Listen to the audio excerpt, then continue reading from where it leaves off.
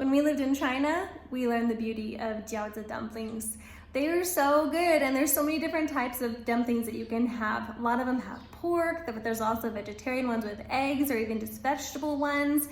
We really enjoyed that and learned so much about the amazing vegetable things that they do there. Honestly, people might think they don't like a vegetable, but as soon as you try it the way they did it in Beijing, oh, you will love it. These dumplings are dumplings that I learned from a friend of mine who is from the Shanghai area, but they're basically the same almost everywhere in my opinion, because I'm not as well learned maybe. But try them out, they're really fun and it gives you something neat to do, and they're extremely delicious at the end. First thing I've done is sliced up a little bit of cabbage nice and fine. You have to do a little bit of salt to help it to release some of its water, or else you're gonna get a soggy dumpling. So I'm gonna add just a little bit of salt here and massage it a little bit and make sure it starts to get squeaky sounding. And then I'm gonna let it sit a little bit too. I've taken about 2 stalks of green onions and diced them up really fine. And I've shredded a carrot. Some cilantro goes really well, and then like a little bit of egg, like I mentioned earlier, is really nice. So any of these ingredients will be really good as long as you season it well with some sesame oil and some soy sauce. Ooh, attractive soy sauce. But I wanted to tone out the onion a little bit and soften up my carrots some, so I'm just going to stir fry them for just a little bit of time, just to kind of get them broken down a little bit more. If you think about when we actually make dumplings and steam them or boil them or fry them, whatever it is, they're not being cooked for a really long time. So if you want your vegetables to be nice on the inside, you really have to give them a little bit of a cook. Okay, things are breaking down nicely. I'm just adding in 1 more garlic clove. So last minute I decided, you know what, that would be nice. So I'm going to just stick that little garlic clove in there. I'm gonna let it kind of mellow out a little bit with just a tiny bit more sesame oil. Probably more than I wanted, but it'll work, right? And get that a little bit warmed up and softened out.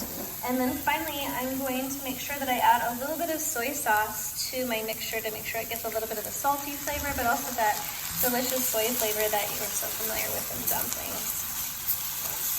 But my cabbage is starting to look wilty and it's got a little bit of water. So what I'm gonna do is I'm gonna take it like this in a big bunch and just try to squeeze out the water.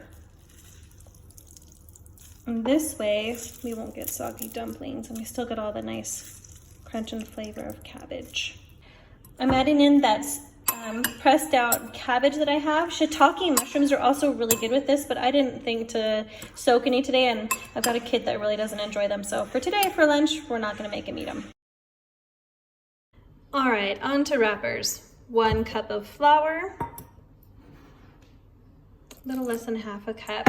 The key to this is kind of mixing it up and getting the right consistency. And so I'm really going by feel a bit. If you were to do a normal batch, it would be 2 cups of flour and 3/4 cup of water. Different recipes do it differently. I'm just getting this kind of together. I'm not using all of my water because I'm feeling this out. And what we're gonna do is get it into a little ball here. Okay, once I've been able to get my dough into a little ball, we need to make sure we knead it. Don't be afraid of the gluten. You need lots of gluten to get it to be able to hold its shape and to be able to make dumplings with. I used to get really nervous about too much gluten, but then my dumplings would fall apart. So make sure you massage it really good and get that gluten buildup. All right, I've got it to a nice texture. Now you can see it's nice and smooth. It's got a really good stretch to it. It's damp, but it's not too sticky. If it is too sticky, you're gonna need to make sure you use a lot of flour when you're rolling out, just to make sure that it doesn't come out. But remember, it's kind of like a pasta, so it needs to be kind of dense. It needs to be smooth. And so after we've done all that massaging and all of that, that kneading, we need to let it rest a little bit, or else it's gonna be really hard to roll out later. So I'm gonna let this sit for about 15 minutes and we'll come back to rolling them out. Okay, our dough's been sitting for a while and we're going to start rolling out our wrappers. So what I'm gonna do is I'm just gonna cut off a little chunk here and set that off to the side, and then I'm gonna roll it a little bit to kind of get it like a little worm. And then I'm just gonna cut off little pieces like this to roll out. And we're just gonna go one by one. All right, first I kind of flatten out these little pieces that I've cut up here. And I've got this special little roller that I got when we were in Beijing. I don't know how critical it is, but it sure does make the job a little bit easier. I flatten it out like so, and then I take it and I pivot it.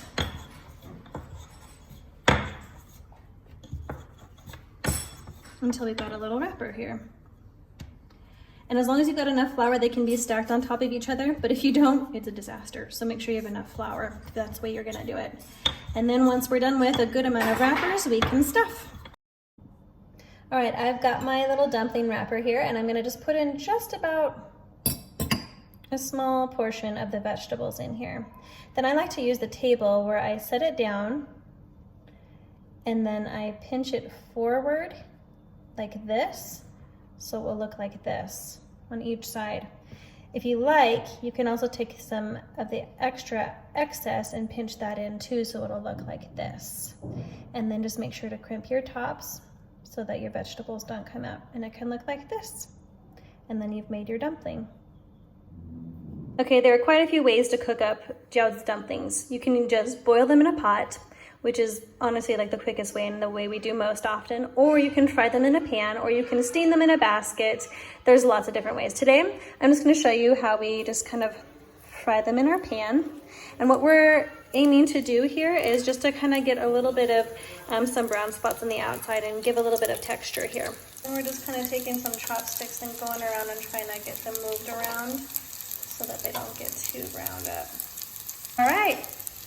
As you can see, we've got ourselves a bunch of little brown dumplings, and next what we're going to do is add